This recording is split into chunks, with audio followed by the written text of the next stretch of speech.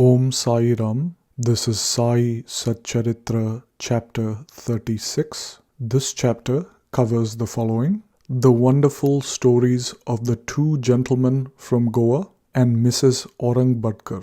The two gentlemen, two men, came from Goa to receive Baba's darshan and prostrated themselves before him. Though both came together, Baba asked only one of them to give him 15 rupees as dakshina, which was paid willingly. The other man voluntarily offered 35 rupees, and this sum was rejected by Baba, to everyone's astonishment. Shama, who was present, asked Baba, "What is this? Both came together, one's dakshina you accept, the other, though voluntarily paid, you refuse. Why this distinction?" Baba replied, "Shama, you know nothing. I take nothing from anybody. The Masjid Mai, the presiding deity of the masjid, calls for the debt, and the donor pays it and becomes free. Have I any home, property, or family to look after? I require nothing and am always free. Debt, enmity, and murder have to be atoned for. There is no escaping them." Baba then continued to tell a story in his characteristic way. At first he was poor and vowed to his God that he would give away his first month's salary if he got hired. He got a job which paid 15 rupees per month. Then he steadily got promotions. He later earned rupees 30, 60, 100, 200, and ultimately 700 per month. But amidst his prosperity, he completely forgot the vow. The force of his karma has driven him here, and thus I asked for that amount, 15 rupees from him as dakshina. Another story: while wandering by the seaside, I came to a huge mansion and sat on its veranda. The owner was hospitable and fed me sumptuously. He gave me a neat and clean place near a cupboard to sleep, and I slept there. While I was sound asleep, the man removed a slab and broke the wall, entered my room, and stole all the money in my pocket. When I woke up, I found that 30,000 rupees had been stolen from my pocket. I was very distressed and sat weeping and moaning. The money was in currency notes, and I knew that the man had stolen it. I lost all interest in food and sat for a fortnight on the veranda, bemoaning my loss. After a fortnight, a passing fakir saw me crying and asked me why I was crying. I told him everything. He said, "If you act according to what I tell you, you will recover your money. Go to a fakir, I shall give you his whereabouts, surrender yourself to him. He will get your money back. In the meanwhile, give up your favorite food till you recover your money." I followed the fakir's advice and got my money back. Then I left the mansion and went to the seashore. I found a steamer that was ready to leave, but I could not get into it as it was crowded. Then a good-natured peon interceded for me, and I was luckily able to board it. That brought me to another shore, where I boarded a train and came to the Masjid Mai. Baba finished telling the story and asked Shama to take the guests and arrange for their meals. Then Shama took them home and served them dinner. At dinner, Shama said that Baba's story was rather mysterious, as he had never been to the sea, never had any money, never traveled, never lost any money, or recovered it, and inquired whether they understood it and caught its significance. The guests were deeply moved and were shedding tears. In a choking voice, they said that Baba was omniscient, infinite, and the One, Parabrahma. They said that the stories he told were their stories. What he spoke had already taken place in their case.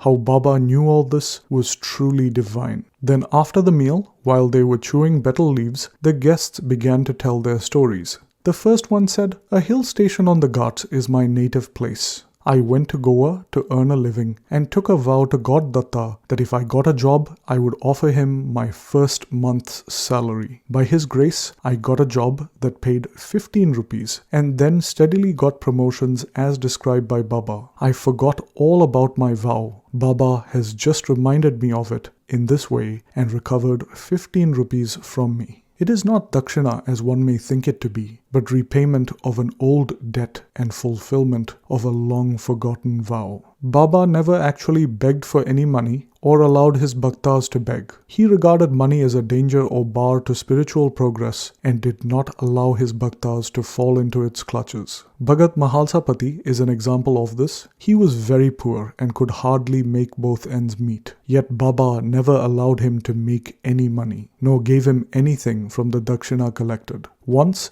a kind and liberal merchant named Hansraj gave a large amount of money to Mahalsapati in Baba's presence, but Baba would not allow him to accept it. Then the second guest began his tale. My cook had been working for me faithfully for 35 years. Unfortunately, he fell into bad ways, his mind changed, and he robbed me of my wealth. By removing a slab from the wall of my cupboard, he came in while we were all asleep and stole all my accumulated wealth, 30,000 rupees in currency notes. I do not know how Baba knew the exact amount. I sat crying day and night. My inquiries came to nothing, and I spent a fortnight in great anxiety. As I sat on the veranda, sad and dejected, a passing fakir saw my condition and inquired of its cause. I told him all about it. He told me that a great saint named Sai lives in Shirdi. Make a vow to him and give up any food that you like best, and tell him that I have given up eating that food till I receive your darshan. Then I took the vow and gave up eating rice and said, Baba, I will eat it after recovering my property and after receiving your darshan. 15 days after this, my cook, of his own accord, came to me, returned my money, and apologized, saying, I went mad and acted thus. I now place my head at your feet. Please forgive me. Thus everything ended well. The fakir that met and helped me was not seen again. An intense desire to see Sai Baba arose. I thought that the fakir who came all the way to my house was no other than Sai Baba himself. Would he, who saw me and helped me get my lost money, ever covet 35 rupees? On the contrary, without expecting anything from us, he always tries his best to lead us on the path of spiritual progress. I was overjoyed when I recovered my stolen property, and thus, being infatuated, forgot all about my vow. Then when I was at Kolaba one night, I saw Sai Baba in my dreams. This reminded me of my promised visit to Shirdi. I went to Goa and from there wanted to leave for Shirdi by taking a steamer to Bombay. But when I came to the harbour, I found that the steamer was crowded and there was no space in it. The captain would not allow me to board, but on the intercession of a peon, who was a stranger to me, I was allowed to board the steamer which brought me to Bombay. From there, I got on a train and came here. I definitely think Baba is all-pervading and omniscient. Who are we and where is our home? Great indeed is our good fortune that Baba helped us get our money back and drew us here to him. You Shirdi folk must be infinitely superior and more fortunate than us, for Baba has played, laughed, talked and lived with you for so many years. I think that your store of merits must be infinite, for it attracted Baba to Shirdi. Sai is our Datta. He ordered the vow, gave me a seat in the steamer and brought me here, and thus gave proof of his omniscience and omnipotence. Mrs. Aurang Badkar. A lady from Sholapur, Mrs. Aurang Badkar, had no children in 27 years of married life. She had made a number of vows to gods and goddesses for a child, but was not successful. She then felt almost hopeless. As a last attempt in this matter, she came to Shirdi with her stepson and stayed there for 2 months and served Baba with devotion. Whenever she went to the masjid, she found it full and found Baba surrounded by devotees. She wanted to see Baba alone, fall at his feet, and pray that she may have a child. But she was unable to find a suitable opportunity to speak to Baba. Ultimately, she requested Shama to intercede with Baba when he was alone. Shama said to her that though Baba's darbar was open, he would try for her and that the Lord might bless her. He asked her to wait with a coconut and incense in the open courtyard when Baba was having his meals, and when he beckoned her, she should come up. One day after dinner, Shama was wiping Baba's wet hands with a towel when the latter pinched Shama's cheek. Shama, feigning anger, said, Deva, is it proper proper for you to pinch me like this? We don't want such a mischievous God who pinches us like this. Are we your dependents? Is this the fruit of our devotion? Baba replied, O Shama, during the 72 generations that you were with me, I have never pinched you till now. And now you resent my touching you? Shama, we want a God that will always give us kisses and sweets to eat, and we do not want any respect from you. Let our faith unto your feet always be strong. Baba replied, Yes, I have indeed come for that, and have been feeding and nursing you, and have lots of love and affection for you. Then Baba went and sat down. Shama beckoned the lady. She came up, bowed and presented the coconut and incense sticks. Baba shook the coconut, which was dry. The kernel within it rolled and made a noise. Baba said, Shama, this is rolling. See what it says. Shama responded, The woman prays that a child might similarly roll and grow in her womb.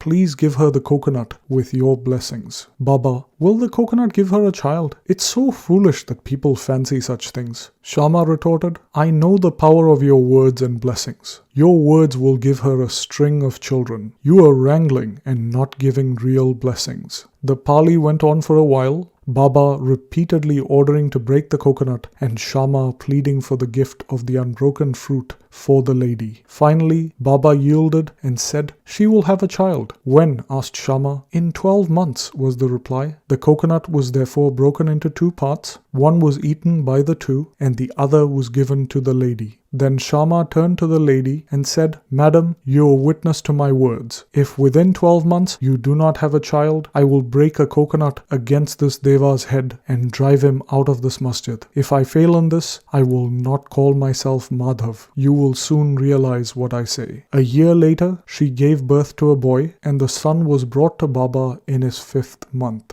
Both husband and wife prostrated themselves before Baba, and the grateful father, Mr. Aurangabadkar, paid a sum of 500 rupees, which was spent in constructing a shed for Baba's horse, Shamakarna. Bow to Shri Sai, peace be to all. And this brings us to the end of Sai Satcharitra, chapter 36.